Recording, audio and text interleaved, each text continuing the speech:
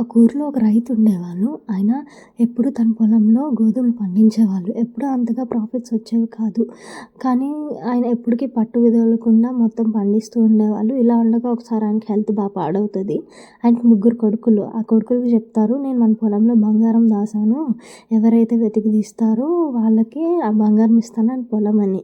కాకపోతే ఆయన ఏంటంటే ఏమీ దాయరు. వాళ్ళ కొడుకులతో పని చేపిచ్చాలని అలా చెప్తారు. నెక్స్ట్ డే అది తెలియక వాళ్ళ కొడుకులు చాలా ఎంత తవ్వి మొత్తం పొలం అంతా తవ్వుతారు కానీ వాళ్ళకెక్కడ బంగారం దొరకదు. అప్పుడు వాళ్ళు ఇంకా అలిసిపోతారు. ఇంకా ఇదంతా ఏం లేదు, ఏం దొరకట్లేదని వాళ్ళు గోధుమలే మళ్ళీ ఆ పొలంలో ఏసేస్తారు. కొద్ది రోజులయ్యాక ఎప్పుడూ లేని విధంగా చాలా ప్రాఫిట్ వస్తది. గోధుమలన్నీ చాలా బాగా పండుతాయి.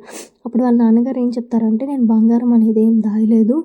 చూసారా, మీకు మామూలుగా హెల్ప్ చేయమంటే ఎవరు చేయలేదు కానీ పొలం మొత్తం మీరే సాయిల్ మొత్తం క్లీన్ చేశారు. అందుకే ఈసారి పంట వచ్చింది. సో, హార్డ్ వర్క్ అనేది ఎప్పుడు ఫెయిల్ అవ్వదు" అని చెప్తారు.